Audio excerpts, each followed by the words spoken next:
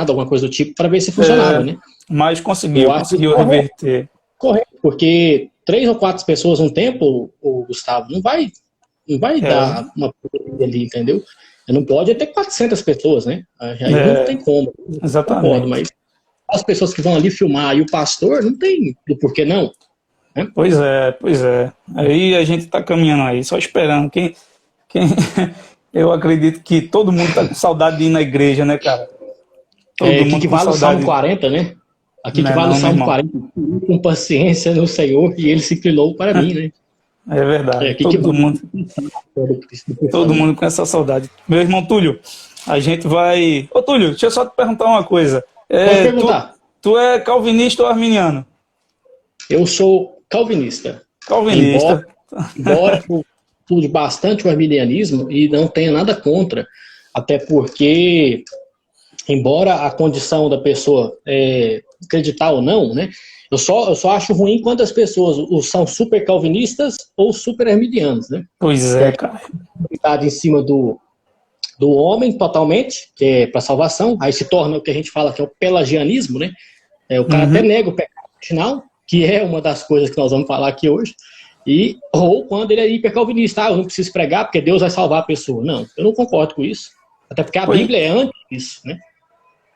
É verdade, meu irmão. Pois é, isso é a prova que a gente pode viver em comunhão com o outro, que isso não é o que mais importa, não é? Justamente. É isso, meu irmão Túlio. Então, meu irmão, a gente vai falar hoje sobre 2 Pedro. Paz do Senhor para os irmãos aí que estão entrando. Deus abençoe aí pela participação. E nós vamos falar sobre 2 Pedro, não é isso, Túlio? Os falsos mestres. Isso. Falsos mestres. Antes da gente começar, Túlio, como é costume nosso, em outra live que eu fiz aqui, antes de começar, vamos começar com a oração? Amém, vamos orar sim. Deus nos ajuda aí. Jesus, oramos, irmão. Vamos orar. Senhor, nosso Deus e nosso Pai, nessa tarde, Senhor, te agradecemos por essa oportunidade que o Senhor nos concede de estarmos aqui reunidos, Senhor. Eu e meu irmão Túlio. A gente vai comentar sobre a Tua palavra. Eu peço que o Senhor nos dirija, nos ajude, alcance com essas palavras outros irmãos e outras pessoas. Que o Teu Evangelho seja defendido, que a Tua palavra fique em nossos corações. Te agradeço, em nome de Jesus. Amém. Amém. Amém, meu irmão Túlio? Amém. Então, meu irmão, como o tema da gente é esse, 2 Pedro, os falsos mestres, e o interessante desse tema, meu irmão, é que a gente observa que nada do que era ensinado naquela época de Pedro era novo, não é isso, meu irmão Túlio? Exatamente, Gustavo. As pessoas hoje estão falando, tem muito falso profeta, tem muito falso mestre. Não tem nada, meu amado irmão. Porque esses dias para trás eu estava vendo uma aula do Marcos Ganconato, ele disse algo parecido com isso. Ele falou assim que o apóstolo João tinha acabado de falecer, os falsos mestres surgiram. Aí eu falei, não, porque antes dele falecer já estava assim de falso mestre. Já tinha, cara, entendeu? No sermão profético é o que mais Jesus adverte, né? Surgirão muitos falsos mestres, vai ter falso ensino. Os apóstolos sempre... O incrível é que quase todos os livros do Novo Testamento foram escritos para tratar de dificuldades na igreja relacionadas a heresias e muitos combatem a falsos mestres mesmo. A própria carta aos Gálatas é uma carta de combate a falsos mestres, não é isso? Os escritos de 2 Pedro. 2 Pedro é uma carta apologética, Judas. É uma carta apologética e é só sobre falso mestre, né? 2 Pedro é só sobre falso mestre. O máximo que ele trata ali no finalzinho é a segunda vinda de Cristo e só. Que também tem a ver com os falsos mestres, não é isso? Falso mestre. Porque hoje está havendo uma negação do retorno de Jesus, querendo ou não. Hoje tem muitas igrejas aí que estão dizendo que o Senhor não vai voltar, né? É o que vai de encontro com a palavra. Então, meu irmão, fazer só um resumo aqui da carta para deixar os nossos irmãos aí cientes mais ou menos do que acontece ali com a carta. O apóstolo Pedro, ele escreve a segunda carta, 2 Pedro é a segunda carta de Pedro a uma mesma igreja, muito provavelmente é o mesmo grupo de irmãos que ele já havia escrito. E nessa carta, diferente da primeira, na primeira Pedro exorta os irmãos a permanecerem firmes na fé por conta da perseguição que estava acontecendo. Mas nessa carta de 2 Pedro, a intenção do apóstolo é outra. Ele agora aqui está defendendo a fé, está exortando os irmãos a respeito de permanecerem firmes na fé contra os falsos ensinos. Como o irmão Túlio falou, desde o início, Pedro, Paulo viveram em torno aí morreram em torno do ano 63 a 68 depois de Cristo, e ali já haviam falsos mestres, falsos apóstolos, falsos profetas e falsos ensinos na igreja. E essa igreja em especial, esse grupo de igrejas para o qual Pedro escreveu, eles tinham um problema em comum. Se estava ensinando ali uma heresia por um grupo chamado gnosticismo. O gnosticismo era um grupo que pregava o dualismo. A gente vai observar muito isso na carta de Pedro. Você vai ver em várias partes da carta ele atacando esses ensinos dualistas desse grupo. O apóstolo João também enfrenta esse mesmo ensino. O dualismo ele era uma mistura de cristianismo, judaísmo e filosofias de Platão. Então eles faziam uma mistura de tudo isso daí e trazia lá um ensino que negava que Jesus veio em carne. Eles negavam que Jesus veio em carne. Por isso que o apóstolo João, alguns anos depois, ele ainda combate essa mesma heresia que Pedro está combatendo, e ele diz que aquele que nega que o Filho veio em carne, esse é o anticristo.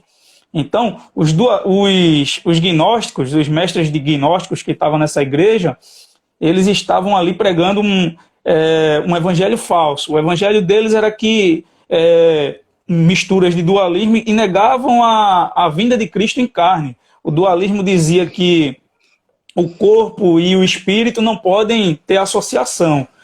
O espírito é bom e a matéria, o corpo, é mau. Então não importa o que eu faço no meu corpo, porque nada vai influenciar no meu espírito e no meu destino eterno. Era isso que os mestres gnósticos ensinavam ali. Então a gente vai observar Pedro combatendo isso daí o tempo todo, né? E falando que é importante ter uma maneira de viver correta, santa, justa, piedosa, ao contrário do que aqueles mestres estavam ensinando. Então, a base da carta de Pedro é isso. E, meus amigos, os irmãos que estão ouvindo aí também, eu queria observar com vocês aí alguns versículos aqui na carta de Pedro, para a gente se situar um pouco com esse ensino. Eles diziam que Jesus não era humano. Se você for olhar 2 Pedro, capítulo 2, e o versículo 1 vai dizer assim: assim como no meio do povo surgiram falsos profetas, assim também haverá entre vós falsos mestres, os quais introduzirão dissimuladamente heresias destruidoras, até o ponto de renegarem o soberano Senhor que os resgatou. Então, exato, o ensino desses gnósticos, eles negavam até o soberano que os resgatou, negavam até que Jesus veio em carne. O interessante dessa heresia, Túlio, é que eles diziam o seguinte: Jesus era um e o Cristo era outro. Jesus foi um homem que viveu durante 33 anos normalmente, e durante esses 33 anos, quando começou o ministério de Jesus, 30 anos, né? O Espírito do Cristo desceu sobre Jesus, então ele se tornou Jesus Cristo. Aí é que ele passou a ter uma natureza mais espiritual, mais divina. Exatamente. E que quando Jesus diz lá no final da sua vida terrena, quando ele diz: Deus meu, por que me desamparaste? Era porque o Cristo saiu de Jesus naquele momento e ele voltou a ser humano.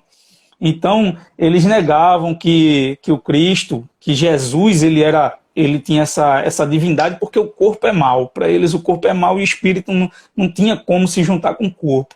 A gente vê essa doutrina gnóstica, ela mais desenvolvida na Epístola de João. Aqui é uma forma mais primitiva do gnosticismo aqui, que estava assolando ali a igreja que Pedro escreveu. Eles falavam que os pecados não importavam, né? No versículo 2 e 2 de 2 Pedro diz: muitos seguirão as suas práticas libertinas, e por causa deles será infamado o caminho da verdade. Então, esses mestres gnósticos aí, como eles achavam que o corpo não influenciava na alma, nem no espírito, eles tinham práticas libertinas, eles pregavam o tem nada não. Eles pregavam não, que a gente pode fazer o que quiser aqui, que nada disso vai influenciar para a nossa vida futura. E Pedro, ele combate veementemente isso, né? Eles batem contra esses pregadores, eles blasfemavam das autoridades superiores. No capítulo 2 e o versículo 12 dessa carta diz assim: esses, todavia, como brutos irracionais, naturalmente feitos para presa e destruição, falam mal daquilo que são ignorantes. Na sua destruição também hão de ser destruídos. Então veja, eles falam mal daquilo que eles nem sabem. No versículo 10 diz: atrevidos, arrogantes, não temem difamar autoridades superiores. Eles não temiam difamar autoridades superiores. Em Judas, a gente vai ver que essas autoridades superiores, Judas cita elas como se fossem os anjos. No escopo da carta de Pedro aqui, muito pode ser dito como referência aos anjos, que eles blasfemavam até mesmo dos anjos, e também dos apóstolos, da autoridade apostólica. Para esses grupos gnósticos, eles pregavam a salvação pelo conhecimento. Aqueles que tinham conhecimento, uma iluminação divina especial, esses é que eram salvos. Então, a gente vai observar em toda a carta de Pedro, Pedro sempre vai falar sobre o verdadeiro conhecimento. E no final da carta, Pedro diz: crescei na graça e no conhecimento. Esse é o conhecimento que importava para Pedro. Então, esses mestres gnósticos, eles pregavam até mesmo contra a autoridade dos apóstolos. Até a autoridade dos apóstolos, eles rebatiam, eles eram contra, eles blasfemavam contra a autoridade dos apóstolos, não aceitavam. Então, eles também, meu irmão, negavam a vinda de Cristo. Capítulo 3 de Pedro, do versículo 1 por diante, a gente vai observar isso. Deixa eu me ver, no versículo 4 diz assim, 3 e 4. Tendo em conta, antes de tudo, que nos últimos dias virão escarnecedores, com seus escárnios, andam segundo suas próprias paixões, e dizendo: onde está a promessa da sua vinda? Era mais um dos ensinos falsos que esses mestres introduziram lá na igreja apostólica. Diziam que Jesus não ia voltar. Então fazia parte do escopo de ensino desses camaradas aí. Pedro chama ele de brutos irracionais, no versículo 12. Diz que esse conhecimento que eles dizem ter, na verdade, eles são os brutos irracionais que nada sabem. Justamente. O método que eles usavam para ensinar era sempre o mesmo. Versículo 18. Porque proferindo palavras jactanciosas de vaidade, engodam com paixões carnais. Então eles tinham aquele falar bonito, falavam como quem tem autoridade, como a gente vê muito isso aí, muita gente julgando ter autoridade, ter iluminação divina, né? Parece que ele veio de novo, né? Parece que ele foi mandado do céu também, né? Que nem Jesus, né? Parece que ele teve que tiveram uma revelação especial. Então era isso que Pedro estava combatendo, né? O tempo todo. E o mais interessante, meu irmão Túlio, é que Pedro ele combate as experiências pessoais. Veja que interessante. No capítulo 1 e o versículo 16, Pedro diz assim: porque não vos damos a conhecer o poder e a vinda do Senhor Jesus seguindo fábulas engenhosamente inventadas, mas nós mesmos somos testemunhas oculares da sua majestade. Esse grupo de mestres gnósticos, eles tinham um monte de fábulas, de mitos, de histórias inventadas aí pela cabeça deles sobre o cristianismo, sobre Jesus. Usavam muitos livros apócrifos também para fundamentar o seu ensino, e estavam ali falando na igreja. Eles não respeitavam os apóstolos porque diziam que tinham uma iluminação maior do que as dos apóstolos. Aí Pedro diz, bota eles no lugar deles, falando aqui: nós não damos a conhecer a vocês, irmãos, o evangelho por meio de fábulas, mas a gente é testemunha. A gente viu, não tem nenhuma iluminação não, a gente viu ele, a gente conversou com ele, Aí Pedro cita a sua experiência. Experiência dele, né? Exatamente. Do Monte da Transfiguração, não é isso? Que ele diz, isso. A minha experiência, eu vi lá a voz. Aí o mais interessante é isso. No versículo 19 ele diz, temos assim tanto mais confirmada a palavra profética e fazei bem em atendê-la. O que Pedro está dizendo aqui? Eu tive uma experiência, mas a palavra profética confirma a minha experiência. A minha experiência, ela não é isolada. A palavra profética é que confirma. Interessante, não é, Túlio, isso? Isso é interessante, porque muitas das heresias que existem, elas não simplesmente elas falam, esse Jesus... Não, ele veio, muitas até dizem, não, ele é Deus, entendeu? Mas, de um modo ou de outro, eles tiram alguma coisa. Eu vou citar um exemplo aqui que nós temos hoje, o espiritismo kardecista. O que ele diz? Que Jesus é um espírito evoluído. Ele não nega que Jesus não veio, ele talvez não nega nem que Jesus é Deus, mas ele diz que ele é um espírito evoluído. Então, Jesus é como se fosse andando na Terra, né? Um fantasminha. Né? Então, mas essa é a ideia que dá. Então, assim, eles não estão tergiversando a escritura, adicionando coisas fora da realidade, mas eles estão mudando o contexto e a informação. Né? Outra que diz aí, né, os famosos TJ, os Testemunhas de Jeová, eles falam que Jesus ele é até o Filho de Deus, mas ele é criado. Compreende? Então, assim, ele é o primeiro a ser criado. Né? Ou seja, ele não é Deus. Entendi. Ele é só Filho. Eu sou todas as coisas. Compreende? Ele não tem a divindade. Eles negam lá Colossenses capítulo 2, verso 9, que diz que a divindade de Deus está em Cristo. Isso é uma maneira de negar. Né? E eu acho engraçado que o apóstolo Pedro ele fala assim, né? Eu vi com o meu olho, né? Eu vi com o meu olho. Em outra passagem ele diz que ele tocou com as mãos. João também diz que tocou com as mãos, porque eles eram amigos de Jesus ali, estavam dia a dia com ele. Então, assim, no judaísmo, uma testemunha ocular valia muito, mas duas testemunhas ocular davam o fato como veredito, né?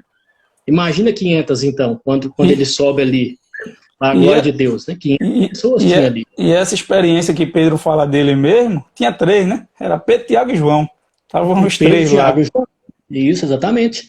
Né? E do outro lado, também tinha experiência, porque tinha Moisés e Elias ali para confirmar. Né? Verdade. Entendeu? Realmente, então, Túlio, só deixei uma introdução básica aí para o pessoal se situar do que estava acontecendo ali na igreja e o ensino, um pouco do ensino daqueles mestres lá. Mas pode prosseguir aí, meu irmão Túlio. Fala aí pra gente aí o que é que você entende desse movimento aí. Eu creio, Gustavo, que há muitas coisas ali que a gente tem que ponderar, igual você falou. Né? A carta aos Gálatas, ela defende de uma heresia que era um pouco gnóstica, porém ela também tinha uma outra heresia que as pessoas elas não se ligam muito, porque ela foi muito rápida, chamada ebionismo, que é um tipo de fariseu, né, que cria que Jesus era o Messias, porém cria que ele não tinha ressuscitado. Então, assim, havia esse tipo de entendimento. É por isso que muitas vezes ele fala, não fica guardando a lei, porque você é gentio, entendeu? A carta aos Gálatas ele vai bater na tecla dos judaizantes pelo menos umas 4 ou 5 vezes, uma em cada capítulo. E no final ele ainda vai dizer sobre a cruz. Então tinha o ebionismo, que é por isso que ele fala assim, não fique ligado com genealogia, né? Não fica ligado muito com esse negócio de o fulano é filho de Abraão, que é filho de Adão. Não fica muito ligado com isso, porque isso não adianta. Né? Aí ele vai falar, judeu é aquele que é pela fé. Então ele combatia desse jeito, explicando a base. Né? E aí tem o gnosticismo. E você disse que o gnosticismo ele levou as pessoas a ter um conhecimento, né? Tipo um conhecimento intelectual. E o gnosticismo chegou a tal nível que para a pessoa entrar, ele tinha que ser um intelectual. Não podia ser uma pessoa que não tinha livro. Né? Ao nível que tinha chegado ali a condição. Então, assim, limitou o avanço. Né? Então a gente tem que perceber que há diversas formas de montar uma heresia. Né? E geralmente não envolve apagar a palavra de Deus. Né? Ele simplesmente não chega inventando uma outra Bíblia. Ele pega o que já tem e simplesmente muda do jeito que ele quer. Né? Modificam, adicionam, como a gente falou, adicionam experiências, não é isso? E pessoais. Isso tem acontecido muito, até mesmo na atualidade, não é isso, meu irmão? Na atualidade o pessoal vem fazendo bastante isso aí, né? Se a gente pegar ali alguns profetas que pisaram na terra aqui nos últimos anos, né? 3 caras combateram um cara A gente conhece ele como Benedict Rim, o Benny Rim, né? Ele foi combatido pelo David Wilkerson. Eu vi esses dias para trás. Né? Postei um vídeo aí uns dias aí. O cara era terrível. Tem ele lá, estrela, né? Ele é a estrela do vídeo. Então, Billy Graham, David Wilkerson e Leonard Ravenhill bateram contra o Benny Hinn e todos os três afirmavam que ele era falso profeta. Então você tem que ter uma pulga atrás da orelha. Quando tem muito homem de Deus falando que a pessoa é falso profeta, você tem que averiguar, né? Mas a palavra dele... Mas a palavra dele, Túlio, era isso, né? Levava a multidão atrás dele. Era o povo atrás da experiência, né? Porque ele assopra e o pessoal cai. Justamente. Aí, assim, as pessoas, elas confundem mover do Espírito Santo, né, com realmente Deus estar no lugar ali.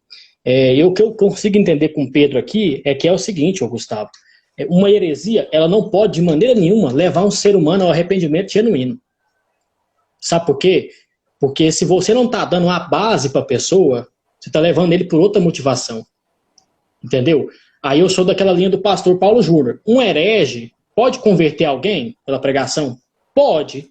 Se aquela pessoa for um eleito, ele até pode. Mas aquele eleito, depois, ele não vai ficar naquele lugar. O Espírito Santo vai redirecionar ele para outro lugar. Compreende? Então, é muito séria essa questão. E hoje a gente vê aí mega templo, mega igreja, né? Pessoas que estão com números gigantescos.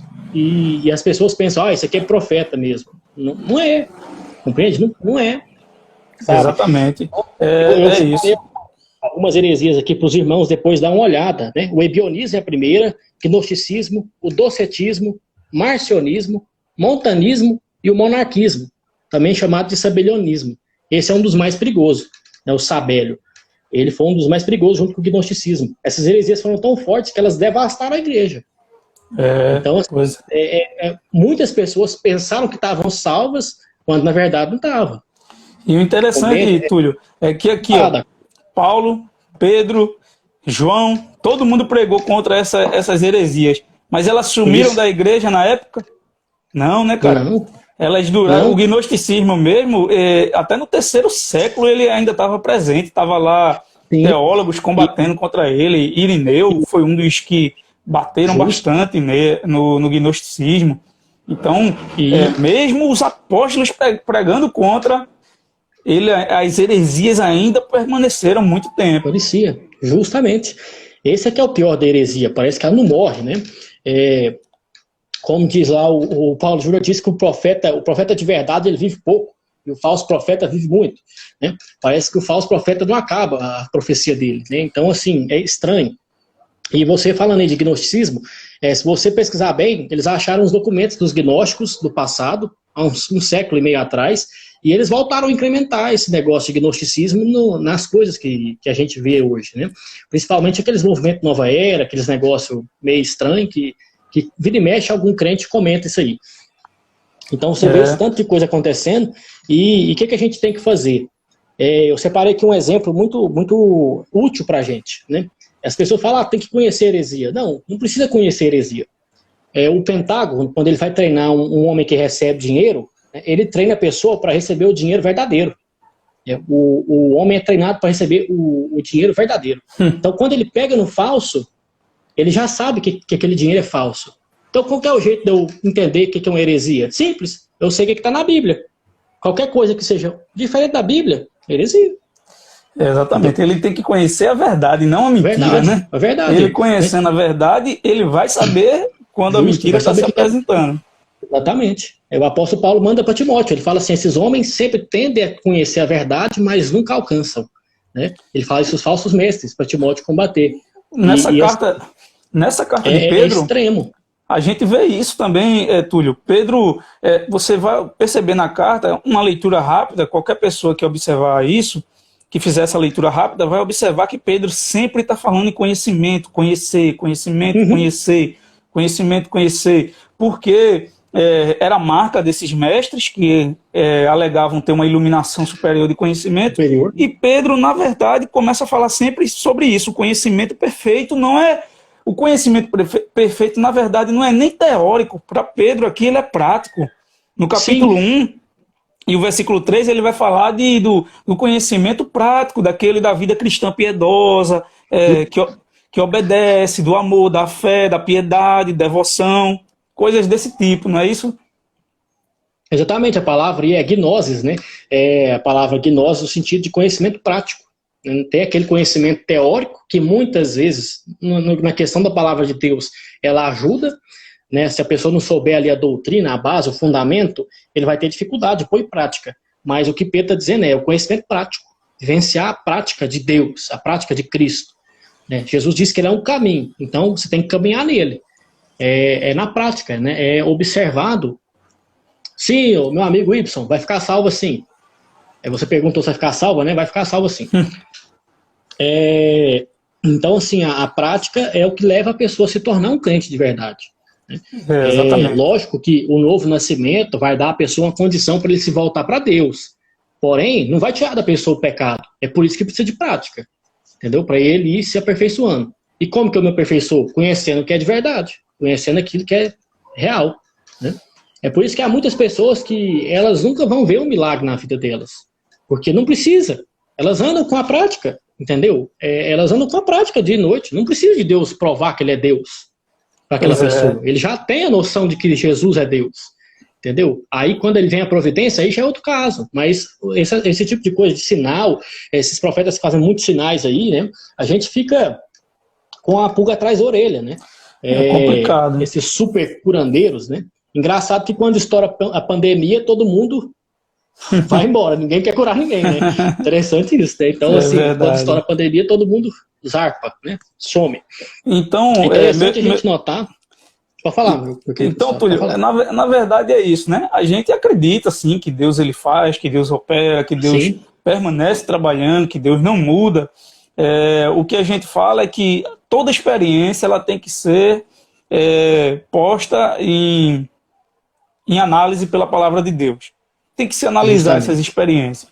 Então, desde do início até hoje, até os dias de hoje, principalmente hoje na realidade brasileira, a igreja está muito voltada para experiências.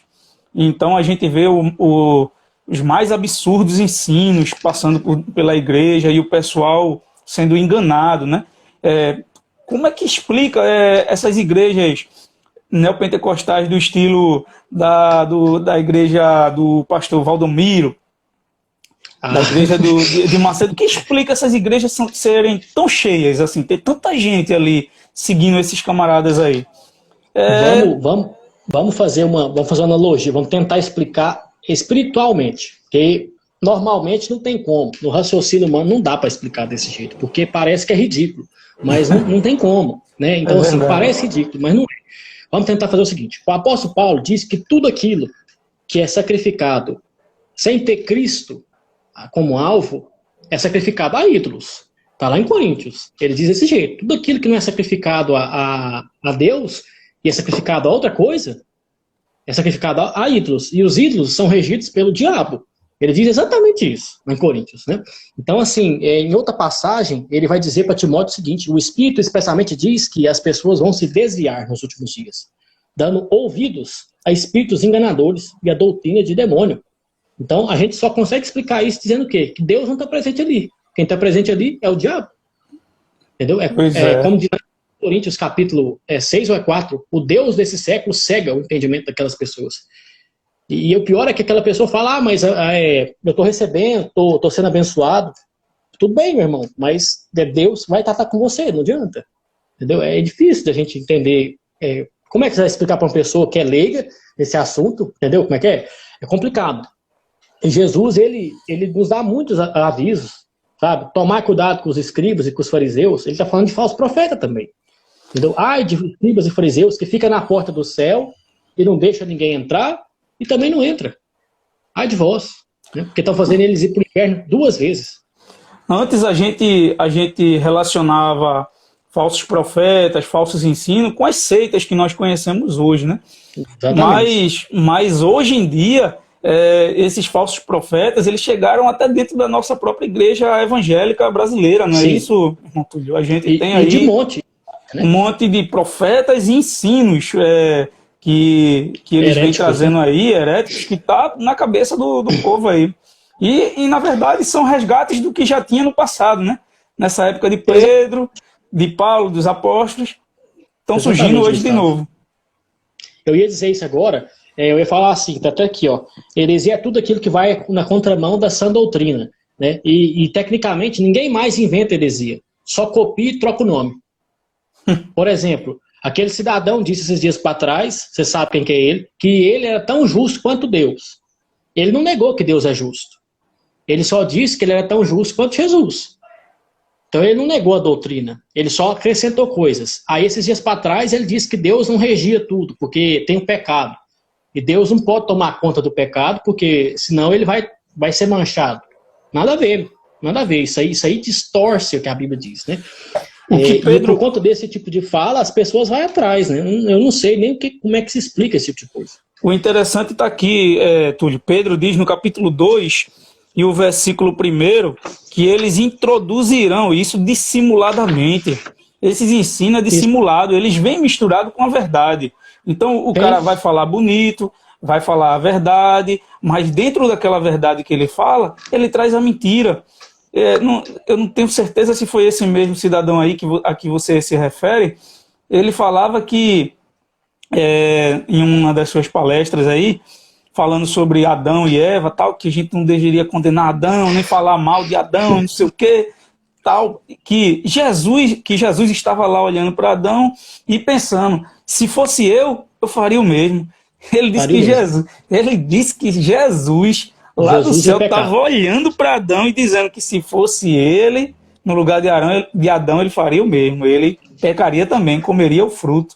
Então, veja, é o que Pedro diz.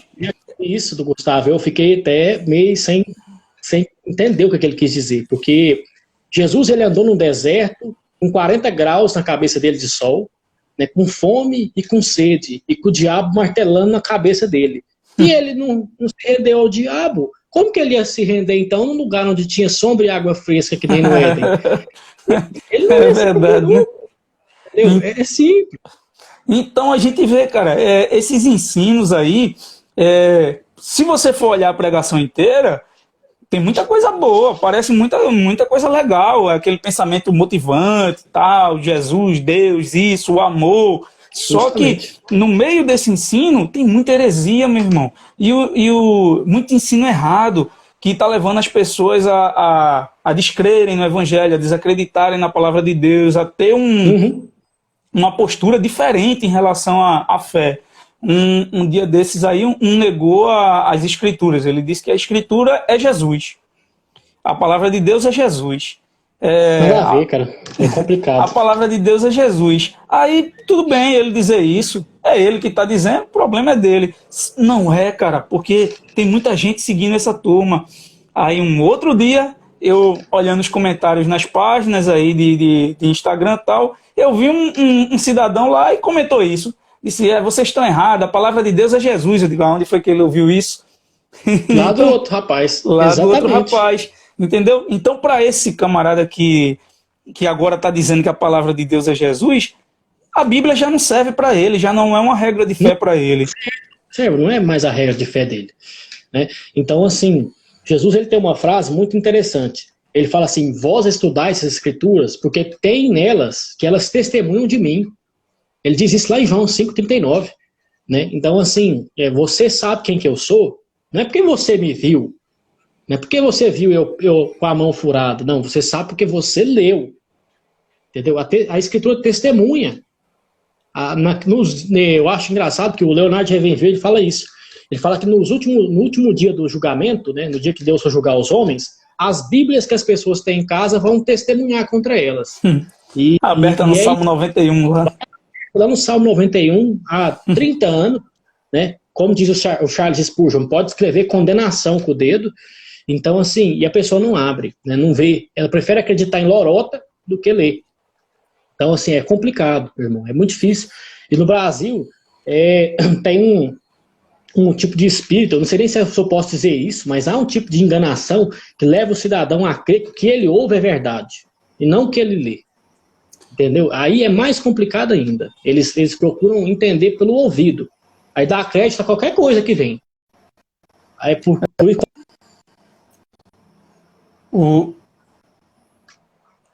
o que eu acho interessante, o que eu acho interessante, Túlio, é isso, é que, como o próprio Pedro fala, no versículo 1, 2 e 1, é que eles vão introduzir isso dissimuladamente. Em Apocalipse, no capítulo 13, quando João está falando lá sobre o anticristo, ele fala, interessantemente, a palavra de João diz que a besta, o falso profeta lá, ele falava como cordeiro, mas era dragão. Então, isso. Ele falava... E a voz era de dragão, né? Ele fala desse jeito, exatamente. Ele falava feito cordeiro, ele falava como se fosse Jesus, mas no final ele é dragão. Não é isso? Então eles dão aparência de piedade, eles dão aparência de verdadeiro evangelho. Parece mesmo que você está ouvindo o verdadeiro evangelho, mas quando você vai analisar, você vai ver que isso não é evangelho. Isso não é evangelho, que não tem nada de evangelho nisso daí. Que é totalmente diferente do evangelho pregado por Jesus. Por Jesus, exatamente. Meu Gustavo, é um negócio tão sério que assim, vidas e vidas estão sendo perdidas, almas eternas estão sendo levadas para o inferno, literalmente, por conta disso. Porque dá a entender que a heresia não salva. Né? Um dos pontos da explicação aqui que eu queria trazer da aplicação, já vou dar uma, é que a heresia não salva. Porque Jesus disse que só ele salva. Eu não vim para destruir a lei, eu vim para cumprir, porque nenhum jovem. E aí o que ele diz? Porque eu vim para salvar, está lá em João. Eu não vim para julgar, mas a próxima vez que eu vim vai ser para julgar. Então, assim, as pessoas elas têm que entender que os falsos mestres não levam a Cristo. Não quer dizer que a pessoa que está na igreja de um falso profeta não pode se converter. Mas depois de convertido, ou ela vai ficar ali um tempo e vai sair, ou de fato ela não era convertida. Entendeu como é que é? Ela vai se perder, não tem como. Outra coisa, hoje também tem um negócio que é muito tenso. Você observar os escritos do John Wesley, os escritos até do Armínio, né, vou dizer assim, e dos calvinistas também. Eles falam que o homem não pode ser levado pela emoção a crer em Cristo. Ele tem que ser levado pela fé. Então, assim, há aqueles cultos que tem muito, como é que eu posso dizer, muitas músicas melancólicas, música que leva a pessoa a chorar, ter emoção ali, aquilo ali, de certo modo, não está levando a pessoa a crer em Jesus também, não. Então, assim, contribui para a condição de heresia. A pessoa vive num estado de apostasia, crendo que ela está, de fato, no reino de Cristo, e não está. Né? Então, como diz a palavra, está levando a pessoa para o inferno 2 vezes. Ele já estava indo, aí você está enganando ele, para ele ir de novo. Compreende? Eles acham que estão no caminho, achar que está no caminho da verdade, né? Isso, exatamente. Acham que estão no caminho da verdade e por conta disso eles muitas vezes até não querem ser repreendidos, né? É igual você disse aí, o rapaz só copiar o outro, né? Com a heresia que o cara tinha, ele vai disseminando, porque ele crê que é verdade. Não, isso aqui faz sentido, realmente. Ô Túlio, quais as marcas aí dos falsos mestres? Marcas de um falso mestre. Dos atuais. Né? Vamos pegar aqui aquele do banquinho que fica sentado e chora. Sabe, aquele que carrega a Bíblia na mão, ele senta num banquinho, tem uma luz em cima dele, ele fica chorando muito. Né? Aquele rapaz que fica chorando, fazendo um culto emotivo, é de que Jesus te ama, você é o centro de Cristo. Isso não existe. Geralmente eles tendem a buscar uma mensagem, principalmente essa teologia coaching, uma mensagem de supremacia espiritual. Não quer dizer que a pessoa, de fato, não tenha sido evangelizada, mas eles estão mostrando ali que a pessoa que é crente, ele é quase um super-herói. Né? Tem esse negócio de crer que eles são super crentes. Eu vou dar um exemplo aqui, aquele Thiago Brunet, por exemplo, vou falar o nome dele porque não adianta. Né? Ele fala que a pessoa tem que voar voos altos, né? Que ele foi feito para ser águia, para ser uma mariposa bonita e tudo mais. Né? Mas, assim, a Bíblia não diz nada disso. Jesus diz, olha, vocês vão ser perseguidos, vocês vão morrer na espada, vai ser comido por leão.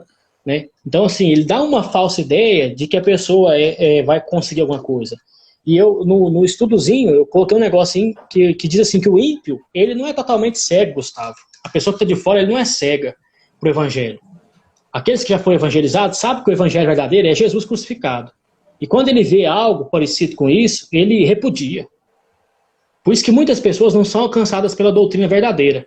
Entendeu? Porque está vendo nos falsos profetas. A pessoa não é totalmente cega espiritualmente. Entendeu? Ele não é cego, ele não pode entender nada de Deus. Eu estava falando, Túlio, com uns amigos meus. A gente tem um grupo de evangelismo. A gente sai para evangelizar às sextas-feiras à noite. Parou por conta da pandemia, mas a gente sai. É um grupo que tem uns 6 componentes e a gente sempre sai para evangelizar. E a gente falava sobre isso uma vez, que o Jesus que tem sido apresentado no Brasil é diferente do Jesus da Bíblia. Então, as pessoas se convertem a um Jesus que não é o Jesus da Bíblia. Que não é idolatria. Pois é, não é o Jesus Cristo, não é o Jesus que os apóstolos pregavam. Esse Jesus é um Jesus diferente, entendeu? E na verdade, eles não se convertem por isso. Eles se convertem, eles entram num caminho que, na verdade, não é Jesus aquilo dali. Quando eles percebem que não é Jesus, eles acabam desviados. Então, por isso, muitas pessoas, por isso a gente tem um número tão grande de pessoas que se afastam do evangelho. A gente sabe que existe a questão do pecado e tal, que influencia o homem também, às vezes, a fraquejar na fé. Mas muito dos cristãos de hoje têm se afastado da igreja porque não receberam o verdadeiro evangelho. Eles conheceram um Jesus diferente do da Bíblia. E quando eles se deparam com o Jesus bíblico, eles repudiam ele. Eles repudiam ele. Entendeu? Justo. Porque isso aí é um negócio que eu estava explicando na minha casa esses dias para trás, porque a Bíblia diz que o crente de verdade é uma ovelha, né? Então, a ovelha é um animal manso, dócil. Quando o pastor fala com ele, mesmo que seja para correção, ela aceita. Né? Já o bode, não. O bode, se você pôr a mão num bode, ele vai te dar uma cabeçada. Né? Por quê? Porque é um animal duro. E é isso que acontece com quem é um falso crente. Quando ele escuta a doutrina de verdade, ele se endurece o coração. E aí ele se desvia mais ainda. Então, o estado de apostasia geralmente só piora. Nunca melhora. O Rubens aí comentou que estão banalizando o evangelho. Infelizmente estão. E é isso mesmo, estão banalizando o evangelho. Dos falsos profetas, né? Porque, igual eu te disse, o ímpio, o Gustavo, ele não tem o Espírito Santo. A Bíblia diz que ele é regido pelo diabo. Mas ele consegue ter um entendimento do evangelho, sim. Entendeu? Ele tem um evangelho, ele sabe, ele foi catequizado, nem que seja na escola, ele sabe o que é um evangelho. Você observa, Túlio, o que causou de mal para a igreja evangélica. Você vê o que Pedro diz aqui, não é? No capítulo 2 e o versículo 1. Introduzirão heresias. Aí o versículo 2 ele diz: muitos seguirão suas práticas libertinas e por causa dele será infamado o caminho da verdade. Esses falsos mestres, eles são os maiores responsáveis para essa imagem crítica que os ímpios têm do evangelho hoje. É culpa desses caras que causaram esse escândalo gigante que tem no Brasil aí. É por conta deles. Não é isso, meu irmão? Exatamente. Porque quando você observa pessoas dando casa, dando carro, dando lote, dando escritura de casa, por conta do evangelho sendo pregado, você tem uma ideia de que Jesus, ele é um Papai Noel que abençoa a pessoa pelo tanto que ele joga, né, ali. Parece até uma mesa de aposta, né? Vou cobrir, vou te dar uma aposta maior. Entendeu? Assim, a pessoa está apostando num Deus que não é de verdade. Entendeu? E isso é idolatria. Porque o Deus de Israel diz que você tem que dar com alegria, não dar esperando alguma coisa do tipo. O Calvino diz um negócio que é muito verdade. E isso aí que você acabou de dizer, acaba de provar que o coração do homem ele é uma fábrica de ídolo. Ou ele vai crer em Jesus Cristo de verdade, ou ele vai fabricar um Jesus Cristo da vontade dele. Um Jesus Cristo que dá dinheiro, um Jesus Cristo que não vê pecado, um Jesus Cristo que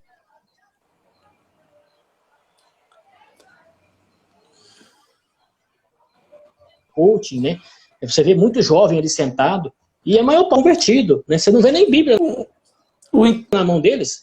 O interessante dessas teologias, dessa turma aí, coach, se você for observar, meu irmão Tiago, é que eles se enquadram nessa marca dos falsos mestres. Todos eles são riquíssimos. Interessante. Todos eles são ricos, moram nos Estados Unidos, moram em mansões aqui no Brasil. Não é isso? Exatamente. É isso mesmo, todos são ricos.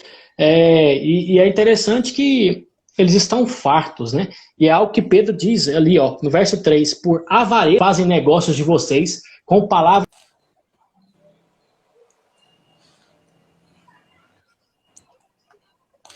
Exatamente. Para a pessoa dar dinheiro para ele, entendeu? Ah, você é muito bom, você é isso, para irem nas palestras dele, né? Irem nas palestras, participarem no culto, isso, tem que pagar. Uma marca deles que a gente observa é a pregação. Eles nunca vão falar, arrependa-se dos seus pecados, porque senão você vai para o inferno.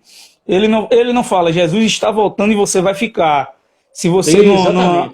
Eles não pregam santidade. Santidade é o Senhor. Não, então, não prega. a mensagem que tem sido pregada hoje é Deus é amor, o Jesus do amor. Aí prega-se também hoje que não é necessário ter não é necessário se santificar a Deus, que não é necessário buscar uma comunhão maior com Deus, que você tem que subir na vida, que você vai crescer através do Evangelho. Então a mensagem desses caras ela está fechada nesses temas, né? Nesses temas nesse círculo. Prosperidade. Exatamente. É prosperidade. Às vezes não é prosperidade financeira, mas é prosperidade emocional, espiritual, não é? E esse tipo de coisa. Então isso é um perigo, mano. Assim, você nasceu para dar certo. Né? É uma prosperidade de sucesso, né? Emotiva, a pessoa tem que se sentir bem consigo própria. E eu vou entrar aqui um negócio do Peter Criff, ele diz assim, que o hino do inferno eu fiz do meu jeito, entendeu? Esse é o hino do inferno, eu fiz do meu jeito. E é exatamente o que esses homens têm pregado, faça do seu jeito, porque Deus te aceita do seu jeito.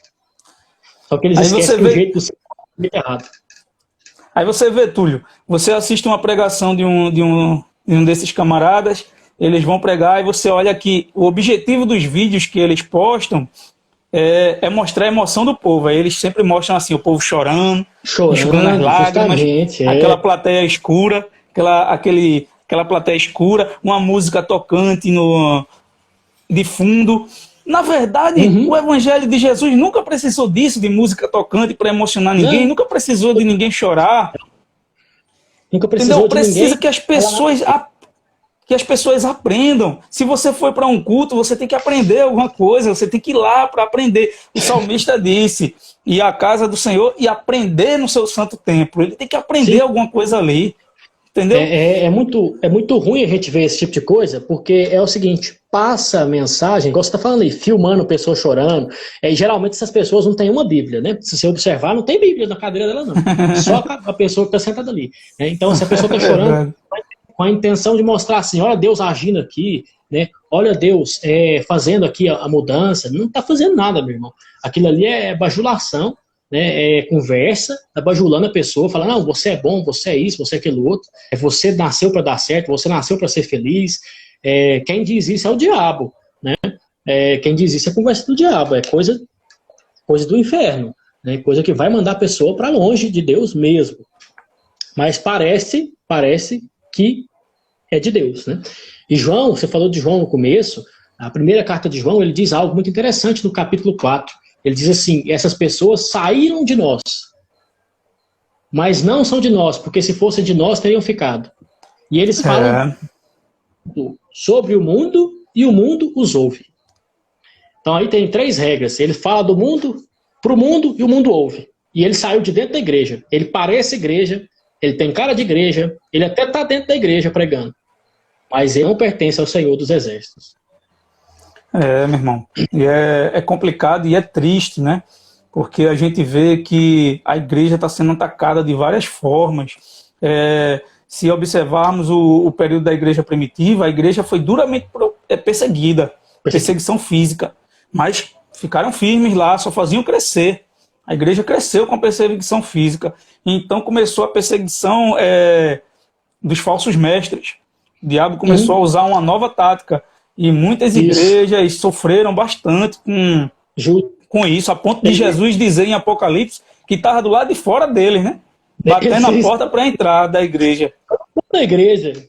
Aí é lá, a igreja de Laodiceia, que ele diz isso, né? Apocalipse capítulo 3, ele fala, estou na igreja, eu estou batendo de fora dela, mas não tem ninguém para abrir a porta. Estou querendo assim, entrar aí, mas não tem ninguém. Ninguém, né? Eu acho interessante essa visão, porque o reverendo Leandro Lima, ele tem uma pregação sobre isso. Ele diz assim que o diabo primeiro começou a matar os crentes, né? Começou a trucidar todo crente que existia na face da terra. Só que aí ele via que ele matava um, nascia 2. Ele matava 2, vinha 10. Aí ele falou assim, então eu vou surrupiar a doutrina, eu vou destruir a doutrina, eu vou roubar a doutrina, eu vou mudar a doutrina. Porque aí, se eu não consigo matar, se eu matar um, nasce 10, então é melhor eu tirar aquele 1 do que eu fazer crescer 10. A igreja hoje, meu irmão Túlio, ela está sendo atacada constantemente, né, por essas falsas doutrinas, e muito tem a ver com o que Paulo disse, que nos últimos dias as pessoas só vão querer ouvir o que querem, eles não suportarão a sã doutrina, eles querem ouvir... Não suportarão. Ouvir o errado mesmo, e muitas pessoas, infelizmente, estão sendo enganadas por isso, né, pelo falso ensino, seguem muito o experiencialismo, vão para um culto sem ter... o culto é preciso ter um ensino bíblico, para você aprender o que está fazendo ali. Às vezes as pessoas chegam no culto e dizem, o culto não foi bom hoje. Como é que pode o culto não ser bom? Se é você que vai prestar o culto, é você quem vai prestar o culto a Deus, é você quem vai louvar, é você que está ali prestando alguma coisa a Deus, como é que o culto pode não prestar? Então, são falsos conceitos, né, meu irmão? Sim, e assim, a gente pode ver que esse negócio, Gustavo, é tão formidável, a falsa doutrina é tão violenta, ela denigre tanto, que tem muito crente de verdade, crente que são regenerados pelo Espírito Santo, são crentes mesmo, que eles são afetados por essas doutrinas. Com certeza, eles começam a pregar pessoas, entendeu? Eles são piedosos, são crentes que buscam Deus, que leem a Bíblia, mas a interpretação bíblica deles é para esse lado. Compreende? Esses dias para trás, um colega meu disse que o tio dele, que é pastor, ele tem esse desvio coaching, e ele sabe que o tio dele é salvo de verdade, que ele apresenta na vida cristã.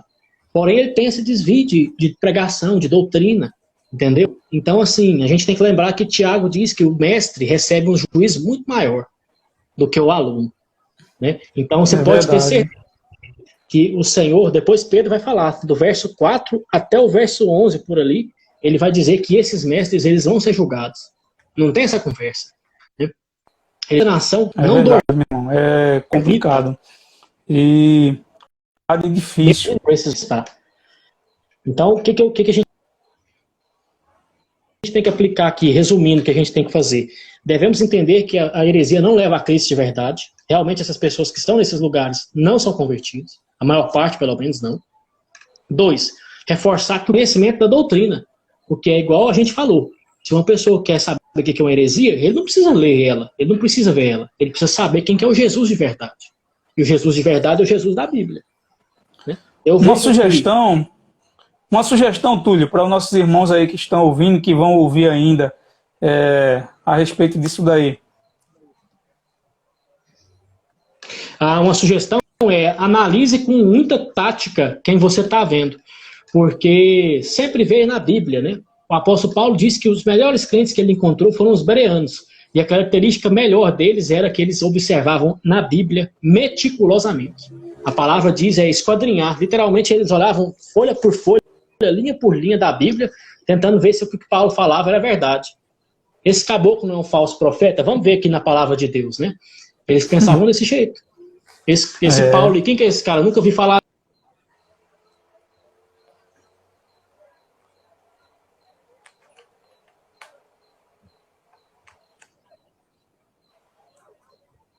A gente está vendo, porque, querendo ou não, o Gustavo, Jesus diz que a boca fala, que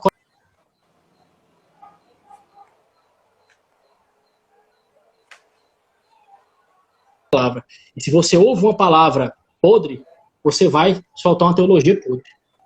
Essa é a pior, mais a verdade dolorida para os crentes, né? Mas assim, se a pessoa não escuta uma verdade que é a verdade, mas é uma verdade que parece verdade, no fundo é mentira, ele vai se perdendo aos poucos, né? como diz o John Wesley, né? Ele é um quase crente, mas ele não é crente. E quase crente para Jesus não serve. Entendeu? Exatamente. O conselho que eu daria aí para os irmãos que já estão, né, em alguma igreja que sendo pastoreados por alguém, ou então que vem ouvindo pessoas aí desse tipo, que se enquadra nessa nova palavra aí, nessa nossa palavra, que os irmãos procurem ver o credo da sua igreja, a igreja que você faz parte, você vai lá, toda igreja tem um credo, você ou pede ao seu pastor, ou você olha na internet e vê o que sua igreja prega. Aí você analisa o que ele prega e analisa nas escrituras se aquilo é realmente verdade. E temos muitas igrejas históricas aí que veio com a reforma protestante, que elas são um referencial. Você pode não fazer parte dela, pode não concordar com tudo, mas essas igrejas têm um referencial de fé que deveria nortear todas as demais igrejas evangélicas. Então é importante dar uma olhada aí no que essas igrejas têm para falar aí para a gente. Não é isso, meu irmão? Exatamente. Exatamente, porque, querendo ou não, Gustavo, tem gente que fala assim, mas e o pré-tribulacionismo, o pós-tribulacionismo, o amilenismo, o pós-milenarismo, isso não é heresia, não? Já vi uma pessoa me perguntar isso um dia. Eu falei assim, meu irmão, heresia é o que tira a palavra de Deus, o que tem de verdade, e substitui por uma mentira. Entendeu? Você entender se Jesus Cristo vem antes ou depois de tribulação, não interessa, de fato. Interessa você saber que ele vem. Compreende? Ele vem. Se é depois ou não, aí você estuda direitinho. Isso aí não é heresia. Heresia é aquilo que tergiversa, é negar que Jesus vem, é negar que vai ter uma salvação para aqueles que creem nele, é negar que o homem não tem pecado, né? Então, assim, a gente tem que observar várias e várias coisas. E esse negócio a heresia tem mais a ver com negação, não é isso? Isso, com negação, exatamente. Né? O negação ou dizer que Deus é isso e aquilo outro, mas que o homem também é, né?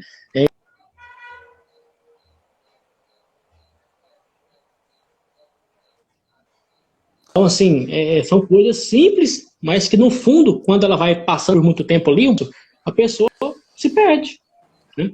Meu irmão Túlio, falta 20 segundos para acabar a ligação aí. Deixa uma saudação aí para o pessoal e eu agradeço por você estar aqui com a gente.